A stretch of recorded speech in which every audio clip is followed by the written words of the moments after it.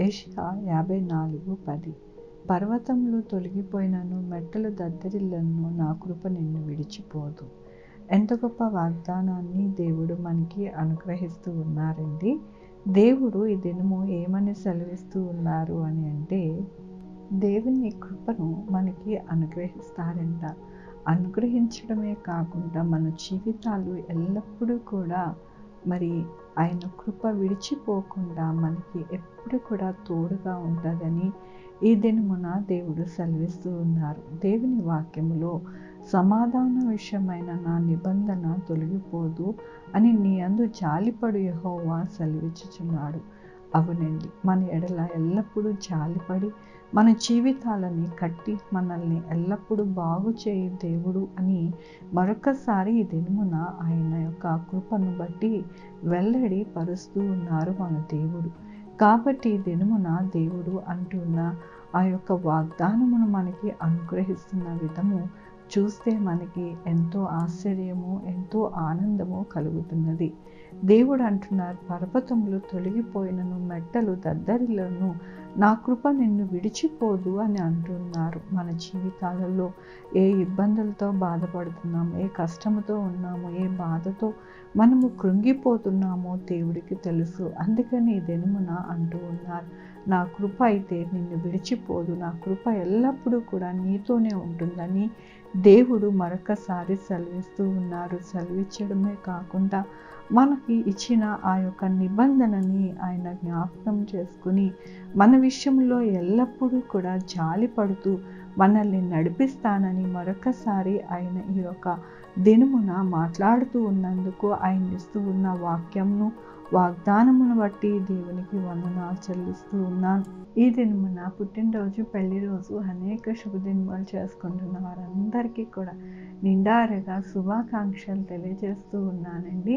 మీ జీవితాలలో దేవుని యొక్క ఆశీర్వాదము, ఆయన కృప, ఆయన బహుమానము మీకు కలుగును గాక. ప్రార్థించుకుందామండి. యెహోవా దేవా, నా తండ్రి, నా ప్రభా, మీ కృపా కనికరస్తాన్ని బట్టి నీకు వందనాలు, స్తుతులు, స్తోత్రం చెల్లించుకుంటున్నాను. గొప్ప దేవుడుగా మీరున్నారు నా ప్రభా.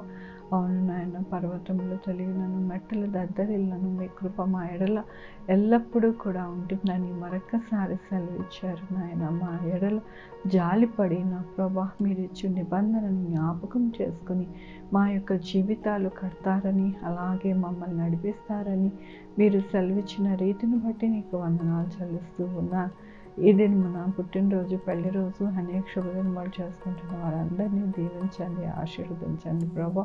మా కొరకు ప్రార్థించమన్న వారిని, వారి కుటుంబాలలో వారి బిడ్డలను, వారి ఆరోగ్యములు, వారి చేపనులు, వారి ఉద్యోగములు, వారి భవిష్యత్తు అన్నీ కూడా మీ యొక్క కృపను భద్రపరచండి నా ప్రభు. అలాగే నాయన నా తండ్రి, sugar, BP, thyroid, heart problem, kidney problem, AIDS, cancer, నరాల బలహీనత, పెరాలసిస్, గ్యాస్ట్రిక్ ట్రబుల్, ప్రతి విధమైన అనారోగ్యాన్ని తీసి స్వస్థపరిచి యెహోవా నేనన్నా మీ కృపను వేడుకుంటున్నాను. ఆయన బిడ్డలేని వారిని బిడ్డలు దయచేయండి, బిడ్డలకి సుఖమైన కాన్పులు దయచేయండి నాయన. 2-వీలర్, 4-వీలర్, బస్సెస్, ట్రైన్స్, ఏరోప్లేన్లో ప్రయాణం చేస్తున్న సుఖంగా వారి ప్రయాణం ఉండడానికి సహాయం చేయండి నా ప్రభు. హాస్పిటల్లో ఉన్న బిడ్డలు చక్కగా స్వస్థత పడడానికి సహాయం చేయండి నా ప్రభు. ఎవరైతే మీ రక్షణ కోరుకుంటున్నారో వారికి రక్షణ అనుగ్రహించండి. ఎవరైతే కుటుంబంలో ఎంతో బాధపడుతూ ఉన్నారో, భార్యాభర్తలు దూరంగా ఉన్నారో వారిని ఏకపరచండి, భద్రపరచండి, వారి బిడ్డలకి దీవించండి. ఎవరైతే చదువుకోవాలనుకుంటున్నారో, వారి ఆర్థిక పరిస్థితి చదవడానికి సహకరించట్లేదో వారందరికీ తోడై ఉండండి నా ప్రభు.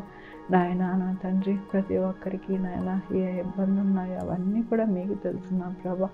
ఆకాశం నుండి ప్రతి దినము నాయన ప్రతి ఒక్కరిని చూస్తున్న దేవుడివి నాయన. వారి పరిస్థితులన్నింటినీ, వారి కన్నీటిని, వారి హృదయమును మీరు నాయన మీ కనుదృష్టి ఎక్కడా కూడా నాయన తప్పిపోలేదని మేము నమ్ముతూ ఉన్నాము. అందరినీ చూసి కరుణించి దయ చూపించి జాలిపడి వారిని ఎల్లప్పుడూ నాయన వారిని నడిపిస్తారని మరొకసారి మీకు వందనాలు చెల్లించుకుంటూ నా ప్రభు, నా రక్షణ యేసుక్రీస్తు పరిశుద్ధమైన నామమున అడిగి వేడుకుంటున్నా తండ్రి, ఆమేన్. తండ్రి, కుమార్, పరిశుద్ధాత్మ సదాకాలము మనందరికీ తోడై ఉండును గాక. ఆమేన్. God bless you.